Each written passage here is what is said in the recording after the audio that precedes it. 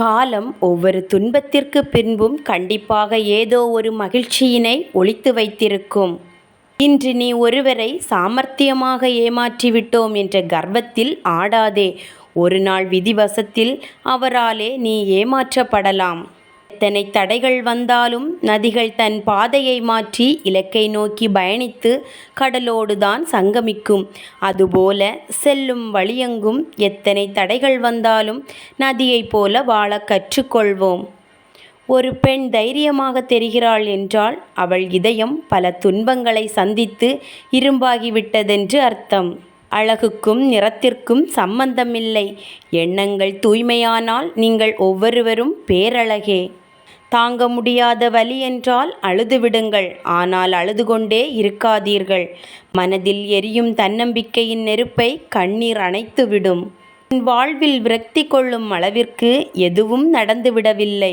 உன்னை விட அதிக வலிகளை அனுபவித்தவர்கள் கூட வாழ்ந்து காட்டி பிறருக்கு உதாரணமாக இருக்கிறார்கள். நம்பிக்கையை தளரவிடாதே. இங்கு ஆத்திரப்படுவதோ கோபப்படுவதோ போரிடுவதோ வேண்டாத செயல். அமைதியாக காத்திருப்பின் உன் தேவையறிந்து அது தரப்படும். தரப்படாவிட்டால் உனக்கு அது தேவையில்லை என்று அர்த்தம். ஒரு குடையால் மழையை நிறுத்த முடியாது, ஆனால் அந்த நிமிடம் நம் மீது விழும் மழையை நிறுத்த முடியும். அதுபோல்தான் சிறு சிறு புன்னகை வாழ்வை மாற்ற முடியாது, ஆனால் அந்த நிமிடத்திற்கான கவலையை மறக்க செய்யும். செய்யும் குற்றத்திற்கு அப்போதே தண்டனை கிடைக்கவில்லை என்றால் நினைவில் வையுங்கள், கடுமையான தண்டனை தயாராகி கொண்டிருக்கிறது என்று. தவறை செய்கின்றோம் என்பதை தெரிந்துதான் செய்கின்றாயா? அப்படியென்றால் உன் இறுதி முடிவை எதிர்நோக்கி காத்திரு. உங்கள் வாழ்வானது உங்கள் எண்ணப்படியே அமையும். எண்ணத்தை எப்போதும் தூய்மையாக வைத்திருங்கள். நம்முடன் வாழ்வோரை புரிந்து கொள்வதற்கு நம்மை முதலில் புரிந்து கொள்ள வேண்டும். மகிழ்ச்சி என்ற உணர்ச்சி மட்டும் இல்லாவிட்டால் வாழ்க்கை என்பது சுமக்க முடியாத பெரிய சுமையாக இருக்கும். எதை இழந்தீர்கள் என்பதல்ல முக்கியம், என்ன மிச்சம் இருக்கிறது என்பதே முக்கியம். முன்னோக்கி செல்லும்போது கனிவாயிரு. ஒருவேளை பின்னோக்கி வர நேரிட்டால் யாராவது உதவுவார்கள். இரகசியத்தை வெளிப்படுத்தியவனுக்கும் துக்கத்தை வெளிப்படுத்தாதவனுக்கும் மனதில் நிம்மதி இருக்காது. எல்லா துன்பங்களுக்கும் 2 மருந்துகள் உள்ளன. ஒன்று காலம், இன்னொன்று மௌனம். எல்லோரும் தம்மை விட்டுவிட்டு வேறு யாரையோ சீர்திருத்த முயலுகிறார்கள். செயல் புரியாத மனிதனுக்கு தெய்வம் ஒருபோதும் உதவி செய்யாது என்பதை நினைவில் கொள். நேற்றைய பொழுதும் நிஜமில்லை, நாளைய பொழுதும் நிச்சயமில்லை. இன்றைக்கு மட்டுமே நம் கையில். மகிழ்ச்சியாய் நீ வீணாக்கிய தருணங்களெல்லாம் வீணானவை அல்ல.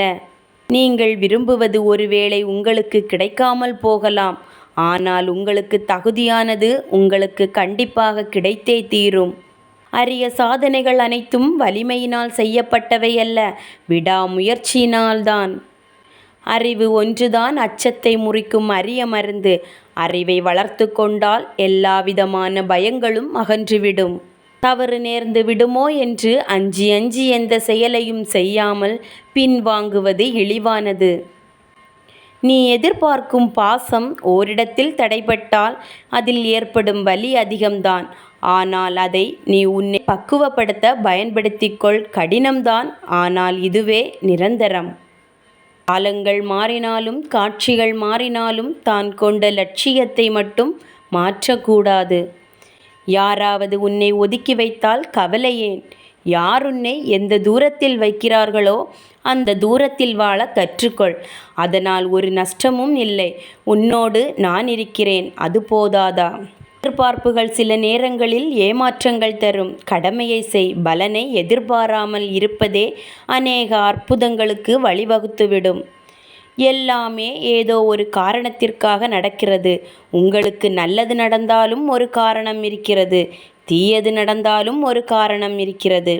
உங்களிடம் இல்லாதவற்றை நினைத்து கவலை கொள்வதை விடுத்து கிடைத்ததை வைத்து பொறுமை கொண்டால் உங்கள் வாழ்வு சிறப்பாக அமையும். நல்லவை முதலில் நரகமாக தோன்றும், முடிவில் சொர்க்கமாக மாறிவிடும். தீயவை முதலில் சொர்க்கமாக தோன்றும், முடிவில் நரகமாக மாறிவிடும். தன்னை அறிந்தவன் ஆசைப்பட மாட்டான், உலகை அறிந்தவன் கோபப்பட மாட்டான், இந்த இரண்டையும் உணர்ந்தவன் துன்பப்பட மாட்டான்.